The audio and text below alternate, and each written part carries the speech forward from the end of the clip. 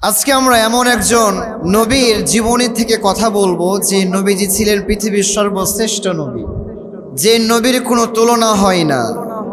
আমি আপনাদেরকে প্রশ্ন করব, আপনারা উত্তর দিবেন। আমি বলবো আমরা আজকে কার জীবনী নিয়ে কথা বলবো, আপনারা আমার সাথে উত্তর করবেন, আওয়াজ দিয়ে করবেন। মুহাম্মাদুর রাসূলুল্লাহ সাল্লাল্লাহু আলাইহি ওয়াসাল্লামের। তাহলে আমি আরেকটু আপনাদেরকে বুঝিয়ে দিই। আমি বলবো আমি আজকে কোন নবীর জীবনী নিয়ে আলোচনা করব, আপনারা বলবেন মুহাম্মাদুর রাসূলুল্লাহ সাল্লাল্লাহু আলাইহি ওয়াসাল্লামের। পারা যাবে তো ইনশাআল্লাহ? সবাই একটু কাশি দিয়ে গলাটা ঠিক করে নেন, একটা আওয়াজ দিয়ে বলতে হবে ইনশাআল্লাহ। আচ্ছা ঠিক আছে, অত না, অত হলো মানে বেশি হয়ে যায়। আজকে আমরা কোন নবীর জীবনী নিয়ে কথা শুনবো? মাশাআল্লাহ, যিনি এমন একজন নবী ছিলেন যিনি অভাব দেখেছেন কিন্তু দানের শিক্ষা দিয়েছেন। যিনি এমন একজন নবী ছিলেন যিনি যুদ্ধের মুখোমুখি হয়েছেন কিন্তু শান্তির মূল্য বুঝিয়েছেন। তিনি এমন একজন নবী ছিলেন যিনি ক্ষমতা পেয়েছেন কিন্তু অহংকার করেননি। তিনি এমন একজন নবী ছিলেন যিনি এতিম ছিলেন কিন্তু এতিমদের জন্য আশ্রয়ের আদর্শ হয়ে উঠেছিলেন। প্রিয় ভাইরা, ঠিক আছে কিনা বলেন? তিনি এমন একজন নবী ছিলেন যেই নবী আকাশের দিকে আঙ্গুল তুললে আকাশের সুন্দর এই চাঁদটা দ্বিখণ্ডিত হয়ে যেত। তিনি এমন একজন নবী ছিলেন যিনি আকাশের দিকে পাটা তুললে তিনি আল্লাহর আরশ ভেদ করে আল্লাহর সাথে মেয়ারাজে সাক্ষাতের জন্য চলে গিয়েছেন। আমরা সেই নবীজির আজকে জীবনী নিয়ে কথা শুনবো ইনশাল্লাহ। পড়েন।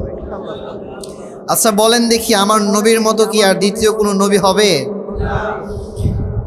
আচ্ছা নবীরা বাদ দিলাম, আমার নবীর মতো কি পৃথিবীর কোনো মানুষ হতে পারবে? আমার নবী হচ্ছেন জাস্ট অনলি ওয়ান পিস, যার আগমনে পৃথিবীর সব কিছু খুশি হয়ে গিয়েছে। সুবহানাল্লাহ পড়েন। যার আগমনে আকাশের ভিতরে ফেরেশতাদের মাঝে গুঞ্জন শুরু হয়ে যায়, এই কে জানি আসবে। যার আগমনে পৃথিবীর সমস্ত প্রাণীদের মাঝে গুনগুন শুরু হয়ে যায়, এই এমন একজন ব্যক্তি আসতে চলেছে যিনি হচ্ছেন রাহমাতাল লিল আলামিন, যিনি হচ্ছেন সাইয়্যিদুল মুরসালিন, যিনি হচ্ছেন খাতামুন নবিয়্যিন, যার পরে আর কোনো নবী আসবে না, যিনি হলেন সর্বশেষ নবী। He is the last Messenger in this world. যার পরে আর কোনো নবী নাই, যার পরে আর কোনো রসুল নাই, তিনি হলেন সেই নবী। সুবহানাল্লাহ পড়েন। নবীজির বাবার নাম কি ছিল বলেন তো এবার সবাই আওয়াজ দিয়ে, আর একটা আওয়াজ দিয়ে বলেন, নবীজির বাবার নাম কি ছিল? নবীজির মায়ের নাম কি ছিল? নবীজির দাদার নাম কি ছিল? Abdul Muttalib. নবীজি এখনো পৃথিবীতে আসেন নাই, আব্দুল্লাহর বিয়ে হয় নাই আমিনার সাথে। তখন থেকে এই আব্দুল্লাহর জন্য মক্কার সব মেয়েরা পাগল পারা হয়ে গিয়েছে। সুবহানাল্লাহ পড়েন। মক্কার বুকে আব্দুল মুত্তালিবের ছেলে যার নাম হলো আব্দুল্লাহ, আব্দুল্লাহর কপালে সুন্দর নূরের নূরান্বিত একটা চমকপথ দেখা যায়। মক্কার সব নারীরা আব্দুল্লাহর কপালে সেই সুন্দর নূরানি জিনিসটা দেখে সবাই আব্দুল্লাহকে বিয়ে করার জন্য পাগল পারা হয়ে যায়। মক্কার ভিতরে যখন আব্দুল্লাহ বের হতেন, আব্দুল্লাহর চেহারায় নূর থাকার কারণে অন্যান্য সকল যুবকদের চেয়ে আব্দুল মুত্তালিবের ছেলে আব্দুল্লাহ তাকে অনেক বেশি সুদর্শন লাগতো, অনেক বেশি স্মার্ট লাগতো। যার কারণে মক্কার সব মেয়েরা বলতো, বাবা যদি আমি বিয়ে করি তাহলে কেবলমাত্র মক্কার একমাত্র যুবক আব্দুল মুত্তালিবের ছেলে আব্দুল্লাহকে বিয়ে করব। ও বাবা আপনি একটু যান, আমার হয়ে একটু তার বাবার কাছে বিয়ের প্রস্তাব নিয়ে যান। সমস্ত মেয়েদের একটা স্বপ্ন, আমি আব্দুল মুত্তালিবের ছেলে আব্দুল্লাহকে বিয়ে করব। কিন্তু একটা কথা আছে, যদি কপালে না থাকে তাহলে আপনি সারা জীবন করবেন, কিন্তু সেই জিনিসটা আপনি পাবেন, আরো জোরে বলতে হবে, পাওয়া যাবে।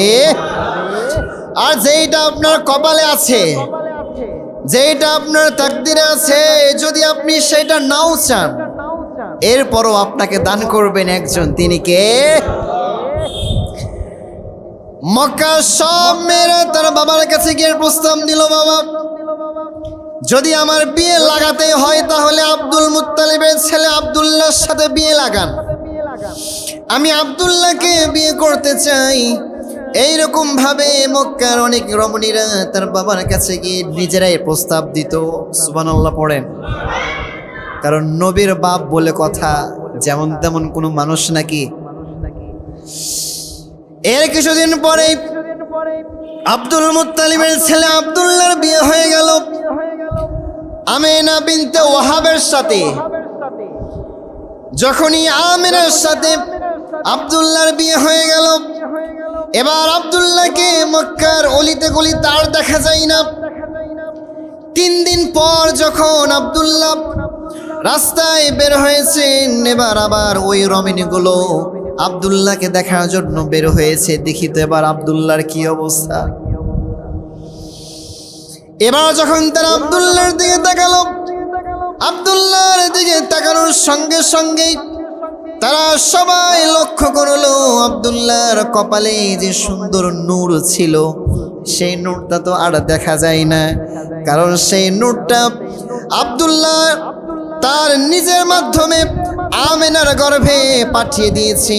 যে নূরটাই হলো আমার আপনার নবী, পিয়ারা নবী মুহাম্মদুর রাসূলুল্লাহ সাল্লাল্লাহু আলাইহি ওয়াসাল্লাম। সুবহানাল্লাহ পড়েন। এবার মক্কার সব রমণীরা বলে, আব্দুল্লাহ তোমার বিয়ে হয়ে গিয়েছে, আমরা সবাই বুঝে গিয়েছি। কারণ আমরা তোমার কপালে আগে যেই নূরটা দেখতে পাইতাম, এখন সেই নূরটা নাই। সেই নূরটা ছিল কে? আমাদের পেয়ারা হাবিব মুহাম্মদুর রাসূলুল্লাহ সাল্লাল্লাহু আলাইহি ওয়াসাল্লাম। বিয়ে হয়ে গেল। বিয়ে হয়ে যাওয়ার পরে নতুন দাম্পত্য জীবন। স্বামীর নাম কি? আব্দুল্লাহ। আর স্ত্রীর নাম কি? আমিনা। আবার বলেন, স্বামীর নাম, স্ত্রীর নাম আমিনা। এবার আব্দুল্লাহ আর আমিনা দুইজন মিলে সুন্দর সুখের সংসার করতে শুরু করলো। এবার সংসার করতে করতে এক পর্যায়ে সিদ্ধান্ত নিলাম, আমাকে মক্কা থেকে ব্যবসার উদ্দেশ্যে সিরিয়ায় গমন করতে হবে। ওই সময় মক্কার সব সম্ভ্রান্ত ব্যক্তিরা তারা সর্বদা নিজেকে ব্যবসার মধ্যে জড়িত রাখত। সিরিয়ায় তারা ব্যবসার জন্য গমন করত। এই জন্য নবীজির বাবা আব্দুল্লাহ তিনিও ব্যবসার জন্য রওনা দিলেন। কিন্তু ভাগ্যের কি নির্মম পরিহাস,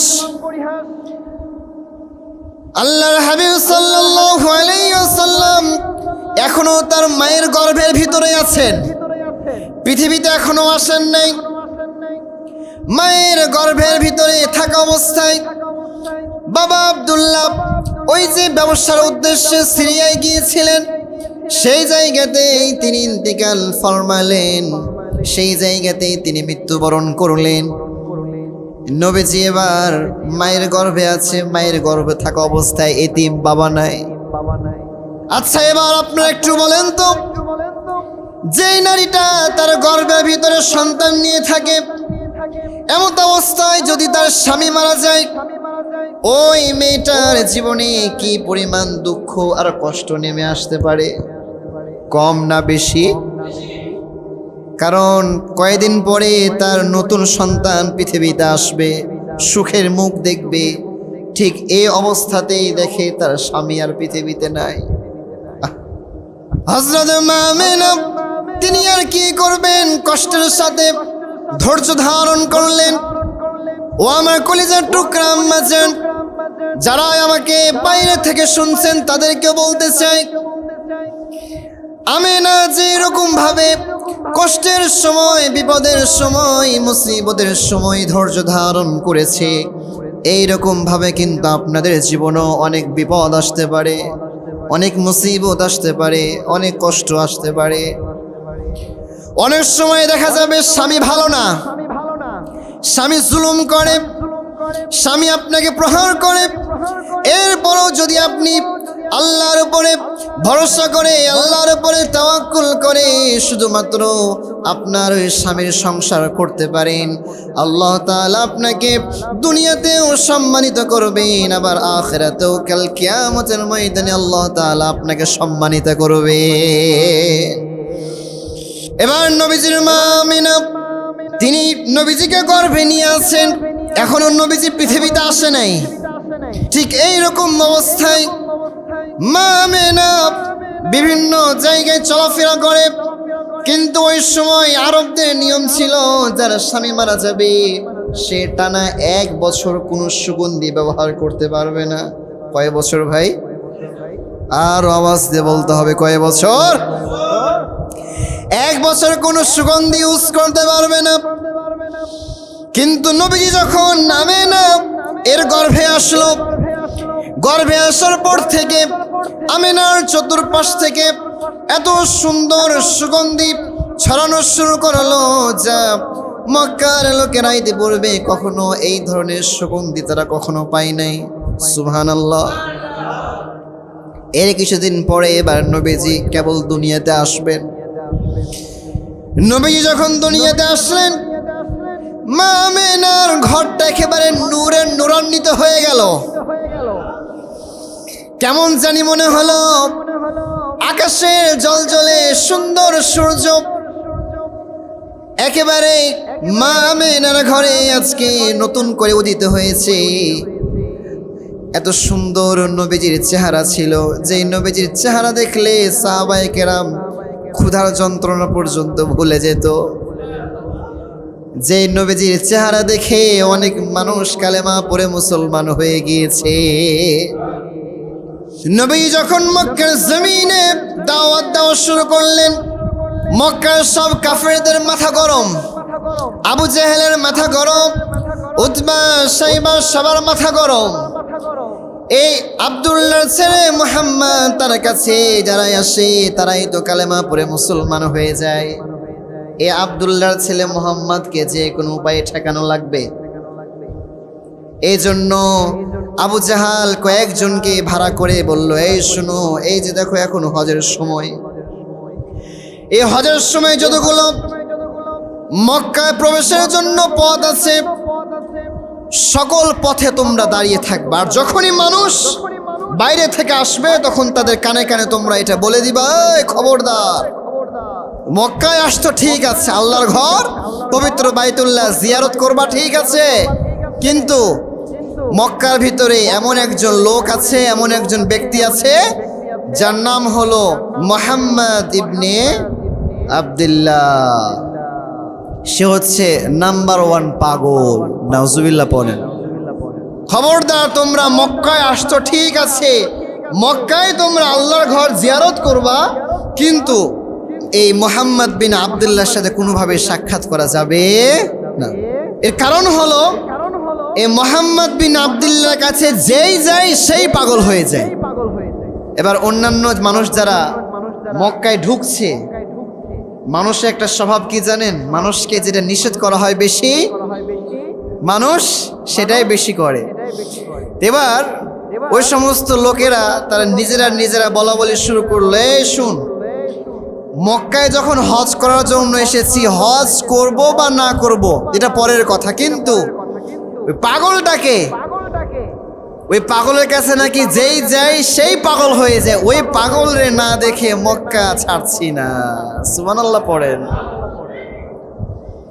তাদের অপপ্রচার নবীজির জন্য প্রচার হয়ে গেল। তারা সবাই এবার আস্তে আস্তে নবীজির কাছে ভিড় করে, কই দেখি কে মুহাম্মদ বিন আব্দুল্লাহ, দেখি একটু কে।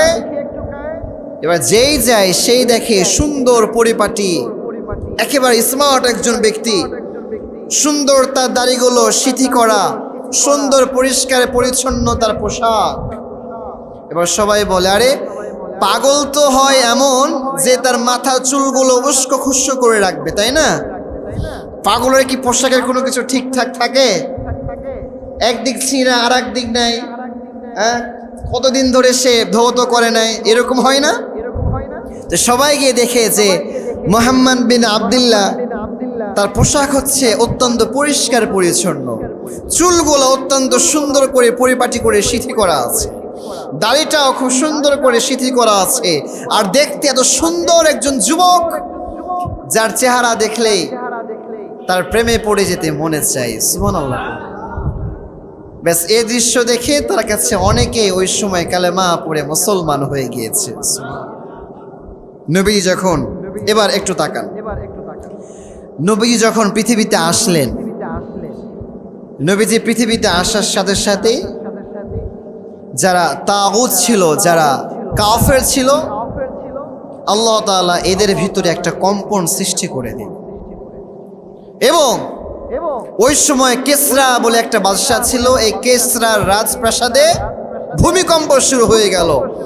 নবীজি আগমন এটা বুঝিয়ে দিল, আরে আমি এসেছি দুনিয়া থেকে অন্ধকারকে দূর করে দিতে, আমি এসেছি পৃথিবীর ভিতরে আলোর মশাল জ্বেলে দিতে। সুবহানাল্লাহ পড়েন। নবী যখন দুনিয়াতে আসলেন, নবীজি এবার এতিম, নবীজির বাবা নাই, নবীজির এবার দাদা আছে, আবার নবীজির মাও আছে। কিন্তু ভাগ্যের কি নির্মম পরিহাস, নবীজি যখন একেবারে একটু বড় হলেন, বয়স যখন 6, কত বছর? 6 বছর বয়সে কে নাই? মা নাই। এর 2 বছর পর বয়স যখন 8, কত? তখন দাদাও নাই। এবার আছে কে? চাচা। নাম কি? Abdul Muttalib. এই আব্দুল মুত্তালিবের কাছে এবার নবীজি বড় হওয়া শুরু করলেন। সুবহানাল্লাহ পড়েন।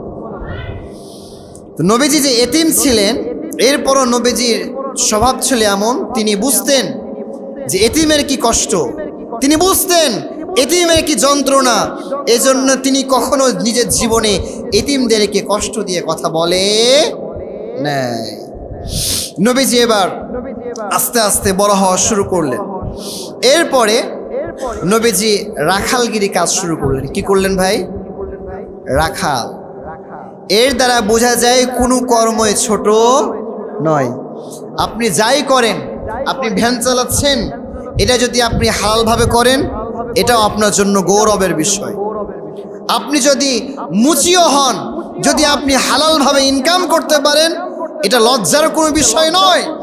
নবীজি শিখিয়েছেন, তোমার পেশা যত ছোটই হোক না কেন, তুমি যদি নিজেকে হালাল পথে রেখে হালাল উপার্জন করে খেতে পারো, এটাই হচ্ছে তোমার জন্য সর্বশ্রেষ্ঠ রিজিক। প্রিয় ভাইরা, ঠিক আছে কিনা বলেন? এজন্য নিজের পেশা নিয়ে কখনো কি লজ্জায় পড়া যাবে?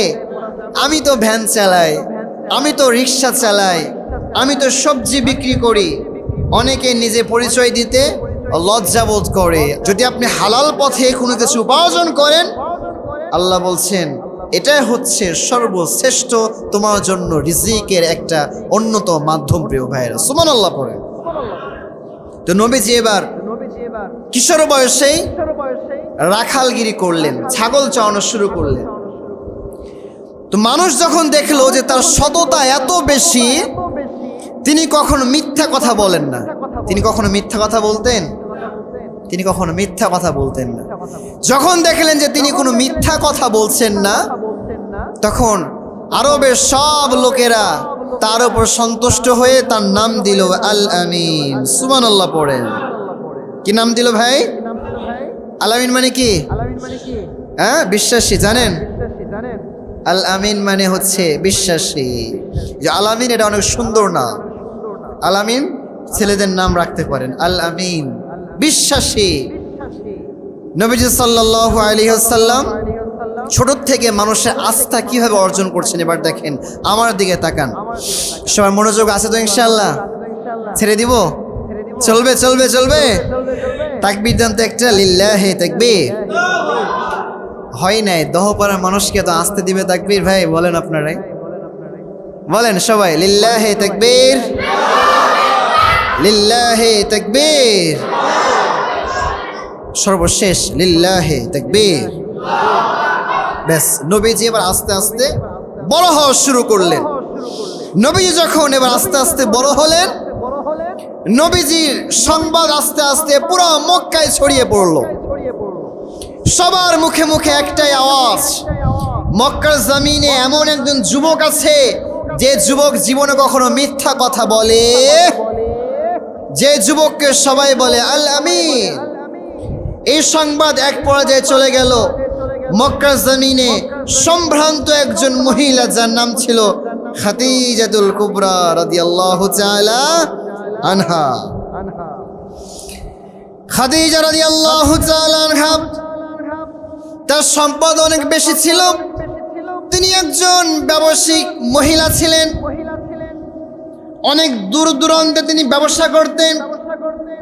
আর এই ব্যবসার ফলে আল্লাহ তাআলা তাকে এত বেশি রিজিক দান করেছিলেন, মক্কার জমিনে যতগুলো ধনী ধনী ব্যক্তি ছিল, সব ধনী ব্যক্তিরাই খাদিজাকে বিয়ের প্রস্তাব পাঠিয়েছে।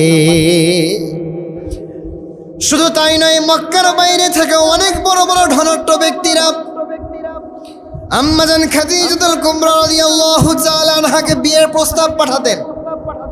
কিসের জন্য? জিব মে পয়সা है ना मेरा दोस्त, টাকা তো আছে। টাকা থাকলে আর কোনো কিছুই লাগে না। টাকা থাকলে সবাই কি করে? কাছে আসতে চায়। তো খাদিজাকে বিয়ের জন্য অনেকের প্রস্তাব দিল, কিন্তু খাদিজা কিন্তু কারো বিয়ের প্রস্তাব অ্যাকসেপ্ট করে না। খাদিজা রাদিয়াল্লাহু তাআলা আনহা, তার আগে কিন্তু স্বামী ছিল, তার স্বামী মারা গিয়েছিল। বিধবা একজন নারী ছিলেন, কিন্তু অনেক চরিত্রবান এবং অনেক সতী সাধবী একজন মহিলা ছিলেন। তিনি মুহাম্মদ বিন আব্দুল্লাহ সাল্লাল্লাহু আলাইহি ওয়াসাল্লাম, তিনি এখনো নবী হন নাই। তিনি তাগড়া যুবক, বয়স হচ্ছে কেবল 23-24। বয়স কত? 23-24, এরকম তাগড়া যুবক। এবার নবীজিকে হায়ার করলেন ব্যবসায় পাঠানোর জন্য, কারণ শুনেছে যে সে হলো অনেক সৎ এবং সে যে ব্যবসায় যায় অনেক লাভ নিয়ে ফিরে আসে। এই কথা শুনে খাদিজাতুল কুবরা রাদিয়াল্লাহু তাআলা আনহা, তিনি নবীজিকে কিছু সম্পদ দিয়ে ব্যবসার উদ্দেশ্যে পাঠিয়ে দিলেন। তো যখন খাদিজা রাদিয়াল্লাহু তাআলা আনহা নবীজির সাথে তার দাসকে পাঠালেন, কিছুদিন নবীজি সাল্লাল্লাহু আলাইহি ওয়াসাল্লাম ব্যবসা করলেন। ব্যবসা করে যখন ফিরে আসছেন, রিটার্ন যখন করছেন, খাদিজা রাদিয়াল্লাহু তাআলা আনহা তিনি লক্ষ্য করলেন অন্যান্য বা যে পরিমাণ লাভ হয় এই বছর আরো কয়েক গুণ বেশি লাভ হয়ে গিয়েছে। এবং এক পর্যায়ে নবীজি সাল্লাল্লাহু আলাইহি ওয়াসাল্লামকে, নবীজি এবার তাগড়া যুবক, তো বয়স এখন 25। বয়স কত? 25, তাগড়া যুবক। এবার এক পর্যায়ে নবীজিকে খাদিজা রাদিয়াল্লাহু তাআলা আনহা বিয়ের প্রস্তাব পাঠিয়ে দিলেন। সুবহানাল্লাহ পড়ে। খাদিজা রাদিয়াল্লাহু তাআলা আনহা, ওই সময় তার বয়স ছিল কত? 40 বছর। মাশাআল্লাহ। আর নবীজির বয়স ছিল কত? 25। তাহলে বয়সে ডিফারেন্ট কত? 15 বছর। বড় কে? খাদিজা। কি স্বামী না স্ত্রী? স্ত্রী। অনেক যুবকেরাও বলে, আমাদেরকে মাঝে মাঝে বলে, হুজুর বয়সে বড় মেয়ে বিয়ে করা যাবে কিনা? এই জায়গা থেকে বোঝা গেল কি বয়সে বড় মেয়ে বিয়ে করা টোটালি জায়েজ। সমস্যা আছে? কোনো সমস্যা নাই। জব মিয়া বিবি রাজি তো কিয়া করেগা কাজী। তো আলহামদুলিল্লাহ, এবার যখন দেখলো আম্মাজান খাদিজা রাদিয়াল্লাহু তাআলা আনহা তিনি নিজেও রাজি, এবার ওই দিকের প্রস্তাব পাঠানো হলো নবীজির জন্য, নবীজির চাচার কাছে, ওই দিকেও এবার রাজি। জব মিয়া বিবি রাজি তো কিয়া করেগা কাজী। আলহামদুলিল্লাহ, এবার নবীজির সাথে খাদিজা রাদিয়াল্লাহু তাআলা আনহা এর বিবাহ বন্ধন আবদ্ধ হয়ে গেল। সুবহানাল্লাহ পড়ে। খাদিজা রাদিয়াল্লাহু তাআলা আনহা কেমন স্ত্রী ছিলেন খুব ভালোভাবে মনোযোগ দিয়ে শোনার চেষ্টা করেন।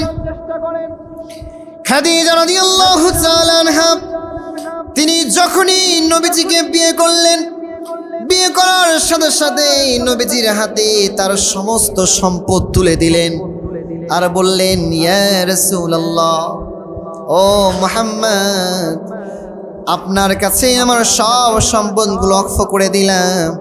আপনার যা মন চায়, যেখানে মন চায় আপনি সেখানে খরচ করে। তার স্ত্রীও স্ত্রী ছিল, আমাদের স্ত্রীও স্ত্রী। এজন্য স্বামীকে যখন সুযোগ করে দিবেন তখন ওই স্বামী স্ত্রীকে এমনিতেই ভালোবাসা শুরু করে দেয়। প্রিয় ভাইরা, ঠিক আছে কিনা বলেন? যে স্ত্রী যদি এমন হয় যে বাসায় ঢুকলে শুধু স্বামীর সাথে ঝগড়া করে, স্বামীর সাথে তর্ক করে, ঝামেলা আছে না নেই? ঝামেলা কিন্তু আছে। স্ত্রী হবে এমন স্ত্রী যে স্ত্রী স্বামীর সাথে ব্যবহার করবে অত্যন্ত নরম, অত্যন্ত ভদ্রতার সাথে কথা বলবে, স্ত্রীকে দেখলেই যেন স্বামীর চোখ জড়িয়ে যায়। প্রিয় ভাইয়েরা, ঠিক আছে কিনা বলেন? আর এমন স্ত্রী যদি হয় যে স্ত্রীকে দেখলে শুধু মেজাজ গরম হয়ে যায়, তাহলে কিন্তু সমস্যা। আর আপনাদেরকেও বলবো, বাড়িতে স্ত্রীদের সাথে ভালো ব্যবহার করবেন, তাদেরকে সুন্দরভাবে বুঝিয়ে বলবেন। একবার না শুনলে দুইবার বলবেন, দুইবার না শুনলে তিনবার বলবেন, কিন্তু মেয়েদের সাথে খারাপ ব্যবহার করা যাবে না। অনেক স্বামীও আছে এমন, অনেক মায়েরা মনে তো শুনছে আমাদেরকে না, অনেক স্বামীরাও আছে এমন, দেখবেন কিছু হইলেই খালি 14 গোষ্ঠী ভাই একবারে উদ্ধার করে ছেড়ে দেয়, আছে না? নাই না, এরকম করবেন না, এটা এটা এটা এটা ঠিক না। মেয়েরা হচ্ছে অনেক নরম, তাদেরকে নরম ভাষায় বুঝিয়ে বললে অনেক কিছুই হয়ে যায়, অনেক কিছু তারা শুনে। খাদিজা রাদিয়াল্লাহু তাআলা আনহা এর সাথে বিয়ে হয়ে গেল নবী সাল্লাল্লাহু আলাইহি ওয়াসাল্লামের। এবার বেশ কিছুদিন যায়, নবী সাল্লাল্লাহু আলাইহি ওয়াসাল্লামের এবার এক এক করে প্রায় 15 বছর কেটে গেল। কত বছর ভাই? 15 বছর কেটে গেল। সময় কম, এজন্য আমি একেবারে শুরু থেকেই আপনাদেরকে বোঝানোর চেষ্টা করছি। তবে আমি যেগুলো প্রাসঙ্গিক বিষয় সেগুলো ছেড়ে দিয়ে যেগুলো মূল বিষয় সেগুলো আমি আপনাদের সাথে বলার চেষ্টা করছি। এবার নবীজি আরও মাঝে 15 বছর কাটিয়ে ফেললেন। এবার 25 আর 15 কত হয়? এবার নবীজির বয়স হলো কত? 40 বছর বয়সে নবীজি সাল্লাল্লাহু আলাইহি ওয়াসাল্লামকে আল্লাহ তাআলা এবার নবুয়ত দান করলেন। সুবহানাল্লাহ পড়েন। এই নবুয়তের আগেই নবীজি সাল্লাল্লাহু আলাইহি ওয়াসাল্লাম তিনি একটা গুহার ভিতরে ধ্যান করতেন। সেই গুহাটার নাম কি? হেরা গুহা। সেই গুহার ভিতরে গিয়ে নবীজি সাল্লাল্লাহু আলাইহি ওয়াসাল্লাম তিনি ধ্যান করতেন, তিনি আল্লাহ তাআলাকে খুঁজতেন। কারণ ওই সময় মক্কার প্রত্যেকটা অলিতে গলিতে মানুষের ভিতরে এমন কোনো অন্যায় ছিল না যে অন্যায়টা নাই। নিজের কন্যা সন্তানকে তারা জীবিত হত্যা করে ফেলত। ওই সময় সুদ ছিল, ঘুষ ছিল, জেনা ছিল, ব্যভিচার ছিল, মানে এমন কোনো খারাপ কাজ ছিল না যেটা ওই সময় ছিল না। তো এই জন্য নবীজি সব কিছু থেকে বের হয়ে কোথায় যেতেন ভাই? হেরা গুহায়। নবীজি সাল্লাল্লাহু আলাইহি ওয়াসাল্লাম হেরা গুহার ভিতরে ধ্যানের ভিতরে আছেন। হঠাৎ করে তিনি লক্ষ্য করলেন এমন একজন নূরের তৈরি একজন সত্তা তার সামনে উপস্থিত হয়ে গিয়েছে। পরেটা কি? ইয়া মুহাম্মদ, ও মুহাম্মদ, এই যে আপনি একটু এইদিকে আসেন। নবী সাল্লাল্লাহু আলাইহি ওয়াসাল্লাম এবার বের হলেন। বের হওয়ার পরে নবীজিকে বললেন ইকরা, মানে পড়েন, ও নবী আপনি পড়েন। নবীজি বললেন আমি কি পড়বো, আমি তো পড়তে পারি না। আনা লা আকরা, আমি তো কিছুই জানি না। নবীজি কি পৃথিবীতে কারো কাছে শিক্ষা অর্জন করেছেন? নবীজির শিক্ষক পৃথিবীর কেউ? নবীজির শিক্ষক হলেন একজন, তিনি কে? আল্লাহ। নবীজি এবার বললেন আনা লা আকরা, আমি তো পড়তে জানি না। জিবরিল আমিন দ্বিতীয়বার তাকে যখন বলবেন ইকরা, তার আগে একবার তার নিজের বুকের ভিতরে চাপ দিলেন। শুনছেন তো? একটু ভালো হয় মনোযোগ দেন। নবীজি সাল্লাল্লাহু আলাইহি ওয়াসাল্লাম হেরা গুহার ভিতরে ধ্যানরত অবস্থায় আছেন। হঠাৎ করে তিনি লক্ষ্য করলেন বাইরে বিশাল আকারের একজন ফেরেশতা, যে ফেরেশতার নাম ছিল জিবরিল আলাইহিস সালাতু ওয়াস সালাম। তিনাকে দেখার পরে ওই ফেরেশতা জিবরিল নবীজিকে বাইরে ডাক দিলেন। নবীজিকে বললেন, ইয়া মুহাম্মদ সাল্লাল্লাহু আলাইহি ওয়াসাল্লাম ইকরা, আপনি পড়েন। নবীজি সাল্লাল্লাহু আলাইহি ওয়াসাল্লাম কি বললেন? আমি পড়তে জানি না।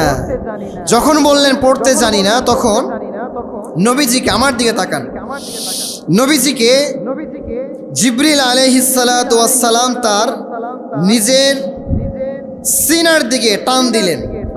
সিনার দিকে টান দিয়ে নবীজিকে একটা জোরে করে চাপ দিলেন। চাপ দেওয়ার পরে নবীজিকে ছেড়ে দিলেন। ছেড়ে দেওয়ার পরে বলছেন, ইকরা, আপনি পড়েন। নবীজি বলেন যে আমি তো পড়তে পারি না। নবীজিকে আবার চাপ দিলেন। নবীজিকে এরপর বললেন, ইকরা, আপনি পড়েন। নবীজি বলেন, আনা লা আকরা, আমি তো পড়তে পারি না। সর্বশেষ নবীজিকে তৃতীয়বার চাপ দিয়ে ছেড়ে দিয়ে বলছেন, ইকরা বিসমি রাব্বিকাল্লাযী খালাক, খালাকাল ইনসানা মিন আলাক। এইরকম ভাবে 5টা আয়াত ওই প্রথম আল্লাহ তাআলা নবীজির উপরে হেরা গুহার ভিতরে নাজিল করে দিলেন। সুবহানাল্লাহ পড়ো। নবীজি সাল্লাল্লাহু আলাইহি ওয়াসাল্লামের উপর যখন ওহী নাজিল হলো, নবীজি বিশাল আকারের ফেরেশতা জিবরিলকে দেখার পরে ভয় পেয়েছেন। আবার তার বুকের ভিতরে অনেক জোরে জোরে চাপ দিয়েছেন, যার কারণে শরীরে বিশাল আকারের খিঁচুনি তৈরি হয়েছে। আর এই খিঁচুনির কারণে নবীজি হেরা গুহা থেকে নেমে যখন বাসায় ঢুকলেন, ঢোকার সাথে সাথে বললেন, ও খাদিজা জাম্মিলুনি জাম্মিলুনি, ও খাদিজা আমাকে অনেক বেশি শীত লাগে, একটু আমাকে তাড়াতাড়ি কম্বল দাও, কম্বল দাও। শীত লাগলে কি নিই আমরা? কম্বল নেই না? তো নবীজি সাল্লাল্লাহু আলাইহি ওয়াসাল্লামও বললেন, জাম্মিলুনি, খাদিজা আমাকে একটু কম্বল দিয়ে ঢেকে দাও, আমার অনেক বেশি শীত লাগে, আর আমার মনে হয় আর বাঁচবো না গো খাদিজা, আমি মনে হয় আর বাঁচবো না। নবী সাল্লাল্লাহু আলাইহি ওয়াসাল্লামের এই কথা শুনে খাদিজা বললেন, ওহে আমার প্রিয় স্বামী মুহাম্মদ, আপনি এই কথা বললেন না। আল্লাহ তাআলা আপনার কোন সময় বিপদ করবেন না, কারণ আপনি অসহায় মানুষের পাশে দাঁড়ান, আপনি এতিমদের পাশে দাঁড়ান, যাদেরকে খেটে খাওয়ার মতো কোনো মানুষ নেই, আপনি তাদের বোঝা বহন করে দেন। আপনি গরিব মানুষের বন্ধু, আপনি অসহায় মানুষের পাশে দাঁড়িয়ে যান। নবী হে, আপনি কখনো হতাশ হয়ে যায়েন না, আপনি নিরাশ হয়েন না, ভয় পায়েন না, সে আল্লাহ কিন্তু আপনার সাথেই আছেন। সুবহানাল্লাহ পড়েন। এবার নবী সাল্লাল্লাহু আলাইহি ওয়াসাল্লামকে সাথে নিয়ে খাদিজা রাদিয়াল্লাহু তাআলা আনহা চলে গেলেন তার চাচাতো ভাই ওয়ারাকা বিন নাওফেলের কাছে। কোথায়? তার চাচাতো ভাই ওয়ারাকা বিন নাওফেলের কাছে, যিনি অনেক বৃদ্ধ ছিল, চোখে দেখতে পাইতেন না সেরকম ভাবে। তবে তিনি ওই সময় তাওরাত, ইনজিল, জাবুর এগুলো তিনি পড়তে জানতেন। তো শেষ নবী যে আসবে, তার আসার আগে কি কি ঘটবে, সে দেখতে কেমন হবে, তার বংশ কেমন হবে, সবকিছু কি এর আগের কিতাবগুলোতে আল্লাহ উল্লেখ করে নাই? সবকিছুই কিন্তু উল্লেখ করা আছে। এবার যখন নবীজি সাল্লাল্লাহু আলাইহি ওয়াসাল্লামকে নিয়ে যাওয়া হলো ওই ওয়ারাকা বিন নাওফেলের কাছে, ওই ওয়ারাকা বিন নাওফেল তিনি সব ঘটনা যখন শুনলেন, শোনার সাথে সাথে তিনি মুচকি একটা হাসি দিয়ে বললেন, আরে খাদিজা, লেট করো না, দেরি করো না, আরে ইনি তো হলেন সেই মানুষ যেই মানুষ এসে পুরা পৃথিবীটাকে পরিবর্তন করে দিয়ে, প্রিয় ভাইয়েরা সুবহানাল্লাহ বলেন। যার পদচারণায় পুরা পৃথিবীর মানুষ ধন্য হয়ে যাবে, যেই মানুষটা এসে পুরা পৃথিবীর মানুষকে পরিবর্তন করে দিবে, যে মানুষটা মানুষগুলোকে জাহান্নামী থেকে জান্নাতি বানাবে, ইনিই তো হলেন সেই মানুষ। আরে তিনি হলেন এমন একজন নবী, যেই নবীকে স্বয়ং আমার আল্লাহ নিজে দুরুদের জন্য আল্লাহ তাআলা সর্বদা তাগিদ করতেন। সুবহানাল্লাহ পড়েন। এমনকি আল্লাহ তাআলা নিজেও নবীজির নামে দুরুদ পড়তেন। বানিয়ে বললাম? কোরআন আয়াত শুনেন, ইন্নাল্লাহা ওয়া মালাইকাতাহু ইউসাল্লুনা আলান নবী ইয়া আইয়ুহাল্লাযীনা আমানু সাল্লু আলাইহি ওয়া সাল্লিমু তাসলিমা। ইন্নাল্লাহা ওয়া মালাইকাতাহু ইউসাল্লুনা আলান নবী। আল্লাহ বলছেন, আমি আল্লাহও আমার নবীর উপর দুরূদ পড়ি, আমার ফেরেশতারাও নবীর উপর দুরূদ পড়ে। ইয়া আইয়ুহাল্লাযীনা আমানু, আল্লাহ আপনাদের সবাইকে অ্যাড্রেস করে বলছেন, ওহে ঈমানদার বান্দারা, সাল্লু আলাইহি ওয়া সাল্লিমু তাসলিমা, তোমরা নবীজির উপর দুরূদ পড়ো। সুবহানাল্লাহ পড়েন। এমন একজন নবী পেয়েছি ভাই। তো সেই নবীজি যখন এবার বুঝলেন যে না, তিনি আসলে নবী, এবার তিনি গোপনে গোপনে ইসলামের দাওয়াত দেওয়া শুরু করলেন। গোপনে গোপনে যখন ইসলামের দাওয়াত দেওয়া শুরু করলেন, প্রথমে দাওয়াত দিয়েছিলেন তার নিকটস্থ ব্যক্তিদেরকে। আর এই নিকটতম ব্যক্তিদের ভিতরে সর্বপ্রথম নারীদের ভিতরে যেই নারীটা ইসলাম গ্রহণ করেছিলেন তার নাম কি? খাদিজাতুল কুবরা। বলেন, একটু সাহস নিয়ে বলেন, খাদিজাতুল কুবরা রাদিয়াল্লাহু তাআলা আনহা। আর বয়স্কদের মধ্যে যে মানুষটা প্রথমে ইসলাম গ্রহণ করেছিলেন তার নাম আবু বকর রাদিয়াল্লাহু তাআলা আনহু। এরপরে আলী রাদিয়াল্লাহু তাআলা আনহু, উনি ছিলেন কিশোরদের মধ্যে। এরপরে ছিলেন যায়েদ বিন হারিসা রাদিয়াল্লাহু তাআলা আনহা। তারা আস্তে আস্তে নবীজির হাতে হাত রেখে কালেমা পড়ে মুসলমান হয়ে গেলেন। এরপরে নবীজির উপর আস্তে আস্তে আল্লাহ তাআলা ফরমান জারি করলেন, নবী হে, আপনি এবার গোপনে গোপনে দাওয়াত না দিয়ে প্রকাশ্যে এবার আপনি ইসলামের দাওয়াত দেন। যেই জায়গায় মনে করেন সবাই হচ্ছে কাফের, ইহুদি খ্রিস্টান, সেই জায়গাতে নবীজি একাই হচ্ছে মুসলিম। তিনি ওই জায়গাতে দাঁড়িয়ে যদি কালেমার দাওয়াত দেয়, এটা কি চারটিখানি কথা? এরপরও নবীজি সব কিছুকে অপেক্ষা করে দাওয়াত দেওয়ার জন্য তিনি নেমে পড়লেন। নবীজি এবার তাহাজ্জুদের নামাজে, তাহাজ্জুদ কখন পড়ে, মানে পড়া হয় ইশার পর, হ্যাঁ শেষ রাত্রে, গভীর রাত্রে না? হ্যাঁ। নবীজি সাল্লাল্লাহু আলাইহি ওয়াসাল্লাম এবার তাহাজ্জুদের নামাজে যায় নামাজটা বিছিয়ে তাহাজ্জুদের নামাজ পড়ে আল্লাহর কাছে হাত তুললেন। আমার দিকে তাকান, হাত তুলে আল্লাহর কাছে গিয়ে বললেন, আল্লাহ, এই মক্কার জমিনে দুইজন ব্যক্তি হলো সব থেকে প্রভাবশালী ব্যক্তি। এক হলো আবু জাহাল ইবনে হিশাম, আর দুই হলো ওমর ইবনুল খাত্তাব। আল্লাহ, আমি দুইজনকে চাই না আল্লাহ, আমি এই দুইজনের একজনকে চাই। আল্লাহ, তুমি এই দুইজনের মধ্য থেকে যারে বেশি পছন্দ করো, আল্লাহ তুমি তার ইসলামের জন্য কবুল করে নাও। সুবহানাল্লাহ। আল্লাহ তাআলা এই দোয়াটা আবু জেহেলের জন্য কবুল করে নাই, দোয়া কবুল করেছে কার জন্য? ওমর ফারুক রাদিয়াল্লাহু তাআলা আনহুর জন্য। নবী যখন দোয়া করলেন, এবার দোয়াতে একটা প্রভাব থাকবে, তাই না? তো নবীজি এই যে দোয়ার যে একটা প্রভাব, নবী সাল্লাল্লাহু আলাইহি সাল্লাম এটা খুব কাছ থেকেই দেখেছেন।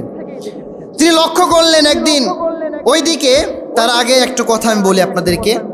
ওইদিকে মক্কার ভিতরে অ্যানাউন্সমেন্ট হয়ে গিয়েছে যে যেই আব্দুল্লাহর ছেলে মোহাম্মদের কাল্লা নিয়ে আসতে পারবে তাকে শত শত লাল উট দেওয়া হবে এবং তার জন্য মক্কার কোনো কিছুর অভাব রাখা হবে না, তাকে অনেক বড় বাজেটের পুরস্কার দেওয়া হবে।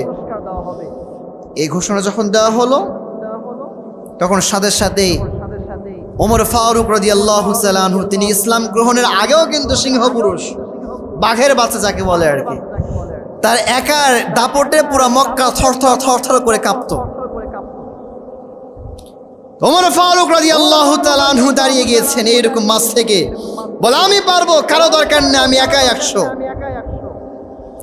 ওমর ফারুক রাদিয়াল্লাহু তাআলা আনহু দাঁড়িয়ে এই কথা যখন শুনলেন, শোনার পরে ব্যাস রওনা হয়ে গেল মুহাম্মদ বিন আব্দুল্লাহ সাল্লাল্লাহু আলাইহি ওয়াসাল্লামকে হত্যা করার জন্য।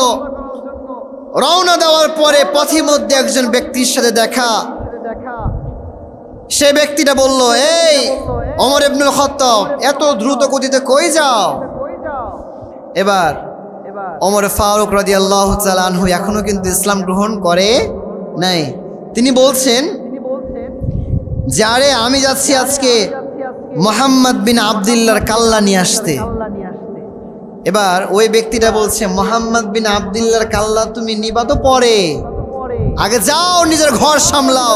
তোমার বোন ফাতেমা বিনতে খাত্তাব, সে তো কালেমা পড়ে মুসলমান হয়ে গিয়েছে, সুবহানাল্লাহ পড়েন। বাইরে যাওয়া তো পরে, আগে নিজের ঘর সামলাও। মুহাম্মদকে হত্যা করার জন্য যাবা?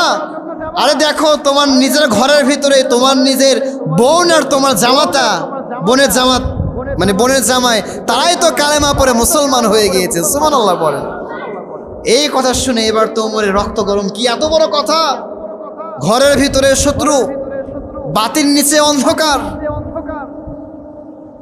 এবার বিশাল একটা বেগে তার বোনের বাড়ির দিকে রওনা দিয়েছে। ওমর ফারুক রাদিয়াল্লাহু তাআলা আনহু যখন তার বোনের বাসার সামনে গিয়েছে, দরজার সামনে গিয়ে নক করছে, ভিতর থেকে শব্দ আসলো, মান আনতা, কে আপনি? বাইরে থেকে ওমর ফারুক রাদিয়াল্লাহু তাআলা আনহু, তিনি এখনো ইসলাম গ্রহণ করেন নাই। তিনি বললেন, আমি হলাম তোমার ভাই ওমর, তাড়াতাড়ি দরজাটা খুলে দাও। ওমর ফারুক রাদিয়াল্লাহু তাআলা আনহু এর কথা শুনে ভিতরে কিন্তু তারা স্বামী স্ত্রী দুইজন সূরাতুত তাহা, তারা ওই সময় শিক্ষা অর্জন করছিলেন। যখনই শুনেছেন ওমর ফারুক সে আমার বাড়িতে এসেছে, তাড়াহুড়া করে সেই সূরাতুত তাহা এর পাণ্ডুলিপিটা এক জায়গায় লুকিয়ে রেখেছে। এরপরে দরজাটা খুলে দিয়েছে। খুলে দেওয়ার পরে বলছে, ও আমার বোন, তোরা ঘরের ভিতরে চুপি চুপি কি পড়ছিলি একটু আমাকে বল। ফাতেমা বলে, না, তোমাকে বলা যাবে না। ওমর ফারুক বলে, না, বলতেই হবে। ফাতেমা বলে, না, বলা যাবে না। এক পর্যায়ে ফাতেমার উপরে এবং তার বোনের জামাই, তারা দুইজনের উপরে ওমর ফারুক অত্যাচার, জুলুম এবং প্রহার করা শুরু করলেন। এক পর্যায়ে তাদের গা থেকে ফিনকি দিয়ে রক্ত বের হয়ে গেল। এই দৃশ্য দেখে এবার তার মনের ভিতরে একটু মায়া তৈরি হলো, নিজের বোন তো।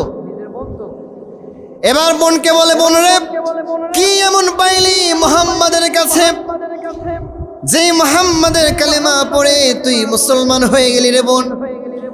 এবার ফাতেমা বলে, ও আমার কলিজার টুকরা ভাই ওমর, তুমি বুঝবা না, এই কালেমার একবার যে মিষ্টতা পেয়েছে, কালেমার যে একবার স্বাদ পেয়েছে, সে তার জীবন দিয়ে দিবে, কিন্তু কখনো কালেমা দিবে না। ওমর ফারুক রাদিয়াল্লাহু তাআলা আনহু তিনি ইসলাম গ্রহণ করার পূর্বে তিনি বললেন, ভাই এদিকে আসো, আর বল তুমি একটু এদিকে আসো, কষ্ট নিও না, আমি আমার নিজের রাগকে কন্ট্রোল করতে পারি নাই, এবার একটু আমারে দেখাও তোমরা কি পড়ছিলাম।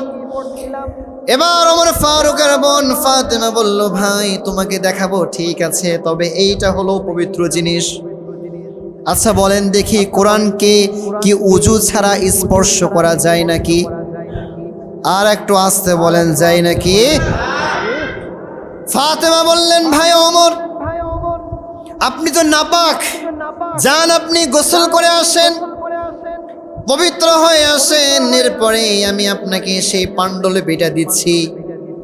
এবার ওমর ফারুক তার বোনের কথা শুনে সুন্দরভাবে গোসল করলেন, পবিত্র হলেন।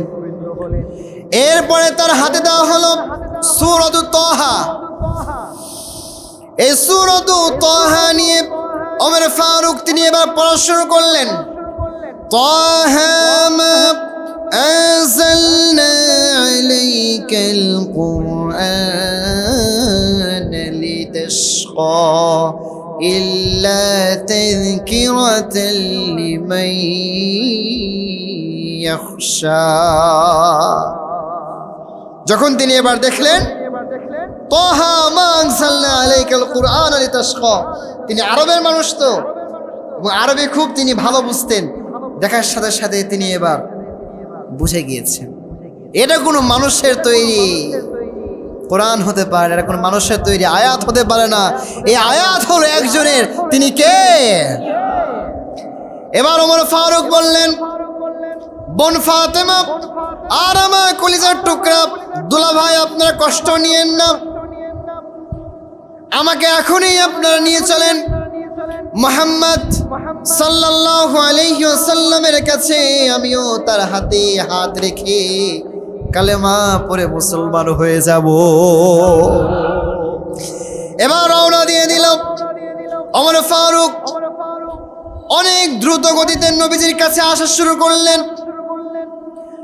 নবীজি এবার ওই সময় একটা ঘরের ভিতরে ছিল, যার নাম হলো দারুল ইবনে আরকাম।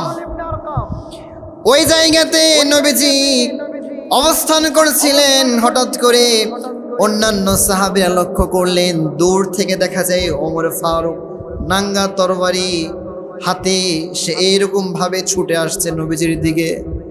নবীজিকে আবার বলল, নবী হে, আপনি তাড়াতাড়ি এই জায়গাটা ত্যাগ করেন, কারণ আমার মন বলে আজকে মনে হয় এই ওমর ফারুক কিছু একটা করে ফেলবে। কিন্তু নবী বললেন, ও আমার সাহাবীরা রে, তোমরা ভাবছো এইটা, আমি ভাবছি অন্য কিছু। আমার মন বলে আমি তাহাজ্জুদের সময় আল্লাহর কাছে ওমর ফারুকের জন্য যে দোয়া করেছিলাম, আমার মন বলে রে আমার সাহাবীরা, আজ হলো সেই দিন যেই দিন কালেমা পড়ে আমার এই ওমর ইসলাম ধর্ম গ্রহণ করে নিবে। নবীজির কথা ঠিক এমনটাই হলো। নবীজির দরবারে যখন ওমর ফারুক আসলেন, ওমর ফারুকের জন্য দরজাটা খুলে দেওয়া হলো। নবীজি বসে আছেন। নবীজির সামনে তরবারিটা ফেলে দিয়ে হাঁটু গেড়ে বসে গিয়ে নবীজিকে বললেন, ইয়া রাসূলুল্লাহ, ইয়া হাবিবাল্লাহ, আর আমি আপনার বিরোধিতা করতে চাই না। আজ থেকে আমি আপনার হাতে হাত রেখে কালেমা পড়ে মুসলমান হয়ে যেতে চাই। নবীজি ওই সময় বললেন, ওমর তুমি এখনই পারো, আশহাদু আল্লা ইলাহা ইল্লাল্লাহ ওয়া আশহাদু আন্না মুহাম্মাদান আবদুহু ওয়া রাসূলুহু। এই কালেমায়ে শাহাদাত পড়ে আর কালিমায়ে তাইয়্যিবা লা ইলাহা ইল্লাল্লাহ মুহাম্মাদুর রাসূলুল্লাহ, এই কালেমা পড়ে নবীজির হাতে হাত রেখে কালেমা পড়ে সাইয়েদনা ওমর ফারুক রাদিয়াল্লাহু তাআলা আনহু মুসলমান হয়ে গেলেন।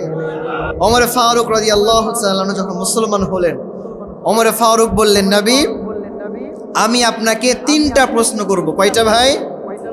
আমার আঙ্গুলের দিকে তাকান আর বলেন কয়টা? 1 নাম্বার প্রশ্ন, নবী হে, আমরা যে রবের উপরে ঈমান এনেছি সে রব কি সত্য রব নয়? 2 নাম্বার প্রশ্ন, আমরা যে ধর্ম গ্রহণ করেছি সে ধর্ম কি সত্য ধর্ম নয়? 3 নাম্বার প্রশ্ন, নবী হে, আপনি যে শেষ নবী এটা কি সত্য নয়? এবার নবীজি সাল্লাল্লাহু আলাইহি ওয়াসাল্লাম তিনি বললেন, ওমর আমরা যে রবের উপরে ঈমান এনেছি তিনিও সত্য রব, আমরা যে ধর্মের উপরে ঈমান এনেছি ইসলাম, সেই ইসলামটাও সত্য ধর্ম, এবং আমি যে শেষ নবী এটাও সত্য। ওমর ফারুক রাদিয়াল্লাহু তাআলা আনহু এবার উঁচু কণ্ঠে বললেন, নবী হে, আল্লাহ যখন সত্য, আমাদের ধর্ম ইসলাম যখন সত্য, আপনি নবীও যখন সত্য, তখন আর লুকিয়ে লুকিয়ে এই মক্কার জমিনে ইসলামে দাওয়াত দিতে হবে কেন? আমি ওমর যখন আজকে ইসলাম ধর্ম গ্রহণ করেছি, আমি ওমর আজ থেকে প্রকাশ্যে ইসলামের দাওয়াত দিব, দেখি কোন বাপের বেটা আমি ওমরকে থামাই।